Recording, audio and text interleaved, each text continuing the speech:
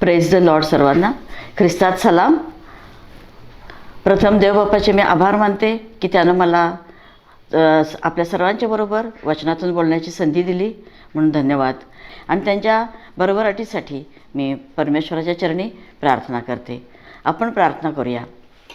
हे आमच्या पवित्र पवित्र पवित्र सेनाधीश परमेश्वरा, आकाश पृथ्वीच्या निर्माणकर्त्या माझ्या जिवंत बापा, प्रभू येशू राजा, या क्षणापर्यंत देवबापा तू आम्हाला सांभाळलेला आहेस म्हणून आभार मानते. तुझ्या नावाला धन्यवाद देते. देवबापा, आज जे काही वचन माझ्या मुखातून जाईल देवबापा ते तू आशीर्वादित कर. आणि देवबापा तुझ्या दयेनं कृपेनं देवबापा अनेक लोक देवबापा तुझ्याकडे येऊ देत म्हणून तुझ्या चरणाजवळ मी प्रार्थना करते. प्रभू, माझ्या मुखाला स्पर्श कर. माझे मनचे विचार, माझ्या तोंडचे शब्द आणि आम्हा प्रत्येकाच्या मनचे विचार तुला मान्य असू देत. येशू ख्रिस्ताच्या प्रिय गोड नावात प्रार्थना केली म्हणून ऐक बाप्पा, आमेन. प्रथम मी माझे एक साक्ष सांगणार आहे. 21 साली जेव्हा कोरोनाचं सुरुवात झाली होती तेव्हा मला सांगण्यात आलं की कोरोनाचे ते जो 2 इंजेक्शन आहेत की ती घ्यायला पाहिजेत, कारण आम्ही वयस्कर आहे आणि आम्हाला ते घेणं भाग आहे असं सांगितल्यामुळं मी पहिलं इंजेक्शन घेतलं. तर पहिलं इंजेक्शन घेतल्यानंतर मला काही त्रास झाला नाही, म्हणून मग दुसऱ्या इंजेक्शनसाठी सारखा फोन यायला लागला त्या हॉस्पिटलमधून की दुसरा डोस पण तुम्हाला घ्यायला पाहिजे आणि ही तारीख आहे आणि तुम्ही डोस घ्यायला या. म्हणून मी दुसरा डोस घेण्यासाठी गेले. दुसरा डोस पण घेतला आणि दुसरा डोस घेतल्यानंतर मात्र लगेच मला संध्याकाळी ताप आला. आणि ताप येऊन दुसऱ्या दिवशी ताप येऊन गेल्यानंतर माझ्या तोंडाची चव पण गेली आणि माझा वास पण गेला आणि मला कोरोना झाला. 21 साली मला ॲडमिट केलं आणि मी त्यावेळेला खूप सिरियस होते. 8 दिवस मला दवाखान्यात ॲडमिट केलं होतं आणि त्याच्यानंतर मग मला 8 दिवसांनी सुट्टी डिस्चार्ज दिल्यानंतर मला डॉक्टरने बोलवलं की फॉलोअपसाठी कधी यायचं वगैरे सांगायला. तर तेव्हाच डॉक्टर म्हणायला लागले की तुमचं शुगर खूपच वाढलेली आहे आणि तुमच्या घरी कुणाला आहे का? तर म्हटलं हो, आमच्या वडिलांना होती, म्हटलं भावाला पण आहे, तुम्हाला पण आता डायबिटीस झालेला आहे. त्यांनी सरळ डिक्लेअरच करून टाकलं. मग देवबापानं मला त्या मोठ्या संकटातून वाचवलं होतं. त्यातून मला परमेश्वरानं घरी आणलं, मी माझ्या लेकराबाळांच्यात आणलं. आणि 21 सालापासून मात्र मी आमच्या वडिलांचे शुगरमुळे जे त्यांचे हाल होत होते ते मी डोळ्यानं बघितल्यामुळे मी रोज प्रार्थना करत होते देवबापाजवळ की प्रभू परमेश्वरा, माझी शुगर तेवढी घालव, ती जाणार नाही. अशा फारच रेअर केसेस आहेत की अनुवंशिक आलेलं शक्यतो जात नाही ते शुगर.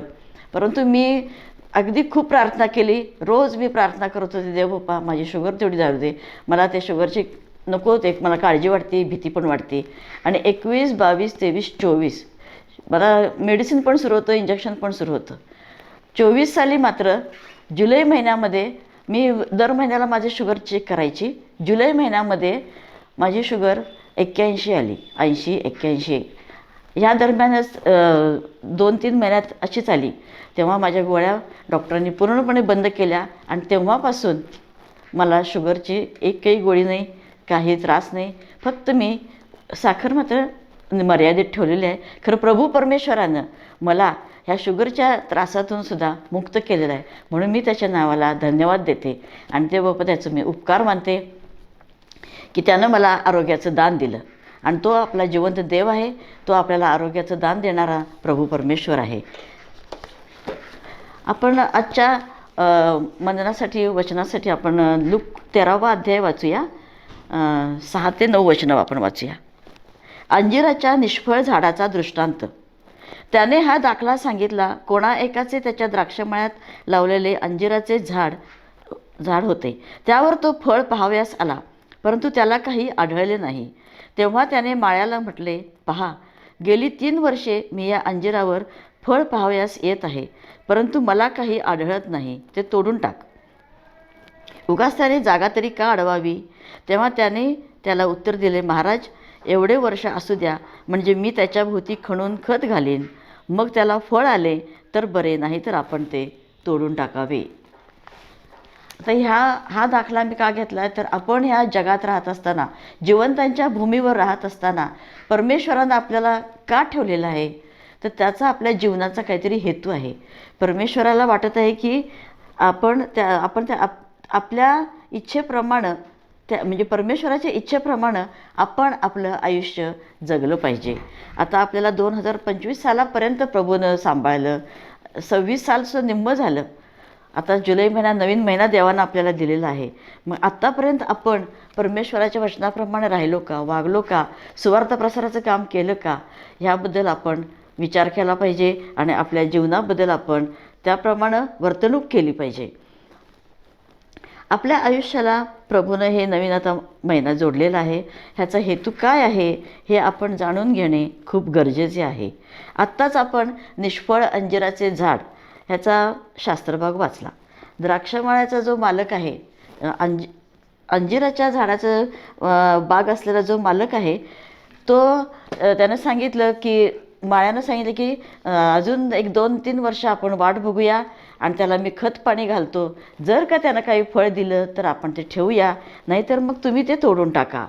त्याप्रमाणेच आपल्या आत्म्याचा मालक प्रभू येशू ख्रिस्त आहे आणि त्याचा पिता प्रभू परमेश्वर आपल्याकडून आध्यात्मिक फळाची अपेक्षा करत आहे. आणि जर का आपल्याकडून फळाची पूर्तता झाली नाही तर येशू ख्रिस्त आपले मध्यस्थी करत आहे. तो सांगत आहे की अजून 1-2 वर्ष राहू दे, आपण त्याला संधी देऊया आणि त्यांनी अजूनही काही आपले सुवार्थ प्रसाराचं कार्य केलं, देवबापाची सेवा केली तर आपण त्यांना आशीर्वादित करूया. म्हणून आपण आता इथं जगात राहत असताना आध्यात्मिक फळं द्यायला पाहिजेत.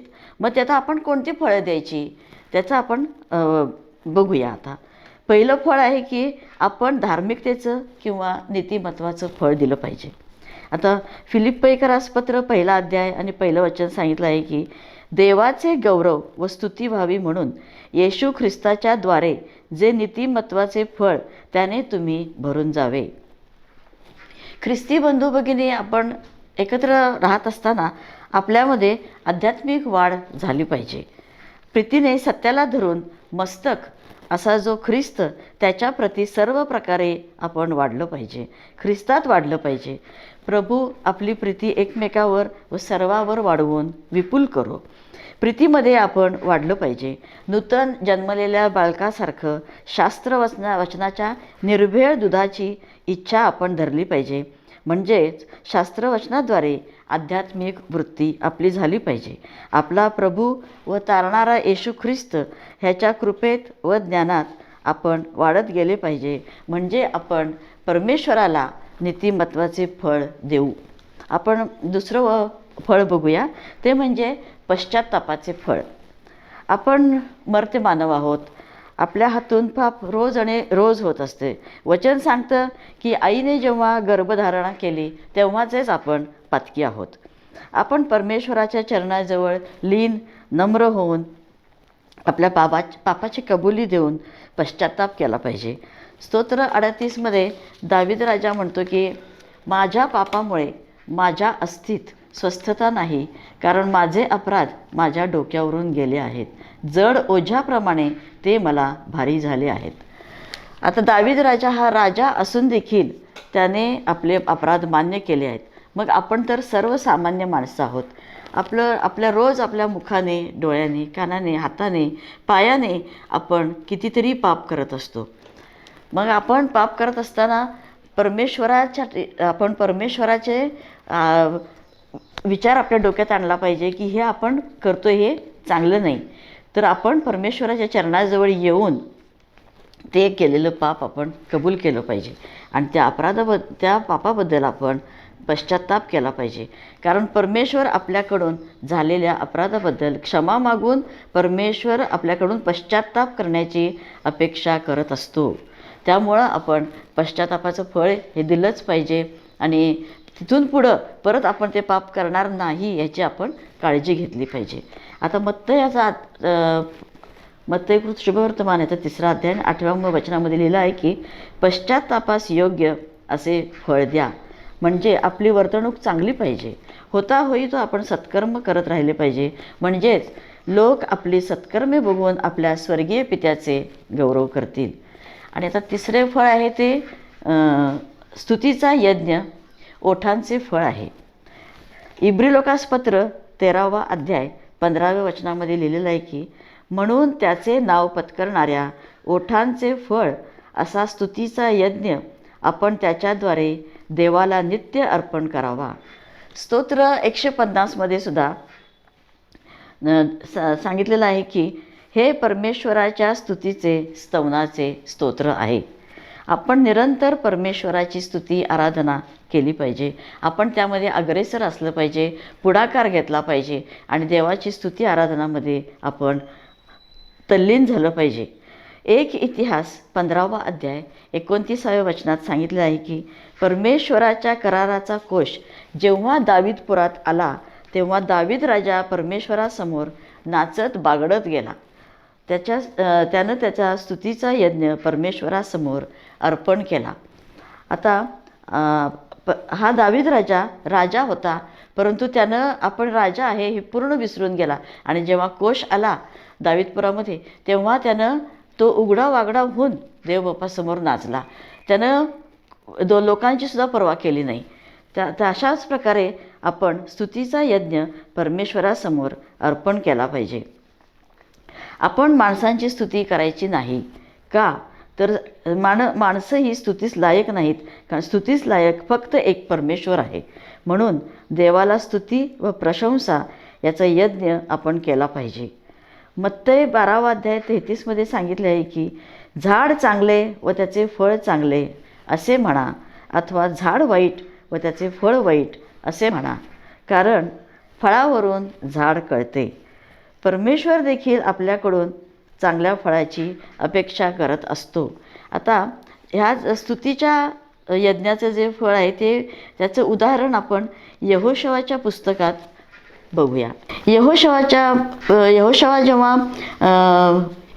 इस्रायल लोकांच्या पुढारी होता त्यावेळेस परमेश्वराने त्याला सांगितलं यरीहोचा पाडाव करायचा होता. परमेश्वराने त्याला सांगितलं की तुम्ही सगळे योद्धे त्या यरीहो नगराभोवती प्रदक्षिणा घाला आणि असे 6 दिवस करा. त्याप्रमाणे परमेश्वराच्या आज्ञेप्रमाणे यहोशवानं आणि सर्व इस्रायल लोकांनी 6 दिवस यरीहो नगराला प्रदक्षिणा घातल्या आणि नंतर 7व्या दिवशी मात्र ते अगदी पहाटेस उठून त्यांनी 7 प्रदक्षिणा घातल्या नगराला. आणि त्या दिवशी त्यांनी 7व्या वेळी याजक रणशिंगे फुंकीत असताना यहोशवा लोकांना म्हणाला, जयघोष करा, कारण परमेश्वराने हे नगर तुमच्या हाती दिले आहे. त्यावेळेला मात्र परमेश्वराच्या आज्ञेप्रमाणे ती लोक वागली. त्यांनी जयघोष केला, रणशिंगे फुंकली आणि रणशिंगांचा आवाज ऐकताच यरीहोचा तट जागच्या जागी कोसळला. म्हणजे परमेश्वराची स्तुती आराधना करायची, आपल्या स्तुतीचं फळ त्याला द्यायचं, ओठाचे फळ द्यायचं, हे इतकं महत्त्वाचं आहे की त्याच्यामुळं कुठलीही गोष्ट, असाध्य गोष्ट देखील आपण साध्य करू शकतो. त्याचप्रमाणे एजराचं पुस्तक बघूया आपण. एजरा संदेष्टा होता. एजरा संदेष्टा पण जेव्हा इस्रायल लोकांचा पुढारी पण करत होता त्यावेळीसुद्धा त्यांनी मंदिराचं बांधकाम पुन्हा केलेलं आहे, कारण विरोधक सगळं काम बंद पाडत होते. आणि त्यावेळी इस्रायल लोकांनी परमेश्वर चांगला आहे व इस्रायलावर त्याची दया सनातन आहे असे गाऊन त्यांनी परमेश्वराची स्तुती व धन्यवाद आळीपाळीने केला. ते परमेश्वराचे स्तवन करू लागले. तेव्हा परमेश्वराच्या मंदिराचा पाया घालीत आहेत हे जाणून सर्व लोकांनी उच्च स्वराने जय जयकार केला. तेव्हा बरेच याजक, लेवी व पितृकुळातले प्रमुख अशा ज्या वृद्ध लोकांनी पूर्वीचे मंदिर पाहिले होते त्यांनी आपल्या डोळ्यांनी या मंदिराचा पाया घातलेला पाहिला. तेव्हा त्यास रडे कोसळले व त्यातले पुष्कळ हर्षभराने जयघोष करू लागले.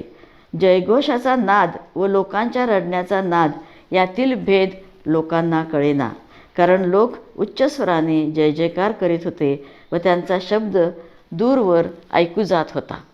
आता आपण एजराच्या पुस्तकात देखील पाहिलेलं आहे की देवबाप्पाची स्तुती आराधना आणि जयघोष, उच्च स्वराने जयघोष करणं हे किती महत्त्वाचं आहे आणि किती प्रेरणादायी आहे, ज्याच्यामुळं आपल्याला कोणत्या गोष्टीची इच्छा आहे परमेश्वराच्या गोष्टीची की ते आपण पूर्तता करायची आहे, तर त्याची पूर्तता आपण परमेश्वराच्या उपकार स्तुती करण्यानं, आपल्या ओठाच्या स्तुतीचं फळ देण्यानं आपण ते पूर्णपणे करू शकतो.